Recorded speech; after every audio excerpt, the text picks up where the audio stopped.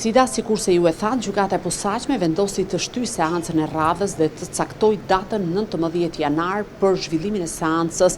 ndaj zotit Erion Veliaj, kryetari i Bashkisë së Tiranës, i cili akuzohet për 13 akuza penale, 9 prej të cilave për korrupsion. Në këtë seancë të ditës së sotme, ku bëhet fjalë për shqyrtimin paraprak të dosjes penale ndaj tij, nuk ishte i pranishëm zoti Veliaj e po ashtu mungonin 2 avokatët e zgjedhur prej tij, ndërkohë që avokatja e caktuar kryesisht nga gjykata për mbrojtjen e zotit Veliaj nuk ishte paraqitur për të bërë mbrojtjen. Përmes një emaili, ajo kishte informuar gjykatën se ndodhej jashtë vendit e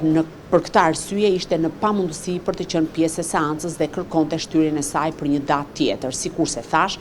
më pas, duke qenë se zoti Veliaj nuk ishte vetë i pranishëm, ka patur edhe një pretendim nga palët sa i përket shoqërimit të tij për në ambientet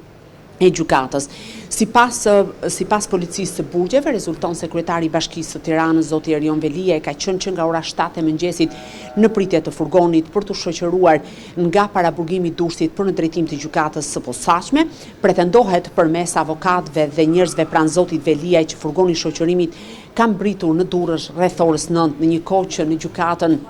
e posaçme ishte duke nisur seanca gjyqësore ndaj tij. Avokatët ende nuk kanë dhënë një shpjegim ose ende nuk kanë të qartë nëse ka qenë një neglizhencë nga ana e drejtorisë së përgjithshme të burgjeve apo e qëllimshme nga kjo e fundit. Megjithatë, edhe prokuroria ka kërkuar që të sqarohet ky moment se përse zoti Veliaj nuk ka qenë i pranishëm në seancë në një kohë që kishte shprehur vullnetin për të qenë. Zoti Veliaj kishte kërkuar që të ishte vetë i pranishëm dhe të mbrohej në proces gjyqësor dhe kërkon po ashtu edhe vënje në dispozicion të dosjes hetimore,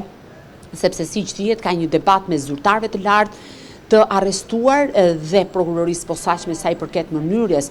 së marrjes së dosjes. Prokuroria e posaçme në pjesën ndërmuese ua ka vënë në dispozicion përmes USB-ve në formë PDF, ndërkohë që ata kërkojnë të kenë akses në një laptop brenda qelive të paraburgimit, ndërkohë që rregulloria e burgjeve nuk e parashikon një gjë të tillë dhe pretendojnë si zoti Veliaj, por edhe zyrtarë të tjerë, sikurse është ish ministri i shëndetësisë zoti Ilir Beqa apo ish presidenti i vendit zoti Ilir Metaj, që nuk kanë akses në dosje dhe në këtë mënyrë po u cënohet edhe drejta për një mbrojtje efektive. Megjithatë, për të kthyer tek akuzat penale, zoti Veliaj, kryetari i Bashkisë së Tiranës, i arrestuar që nga data 10 shkurt e vitit që lan pas,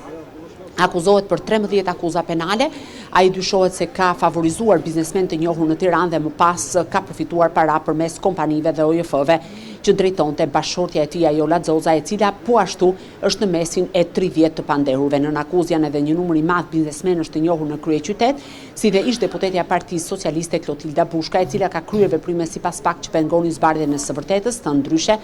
ka detyruar dëshmitar të ndryshëm që mos rrëfeheshin kundër zotit Veliaj dhe zonjës Xoza në prokurorinë e posaçme, po ashtu njërës prej dëshmitareve i ka marrë telefonin me qëllim që të mos zbërthehen nga ana e SPAK dhe i ka dhënë një celular të ri. Ky proces pritet me mjaft interes në momentin që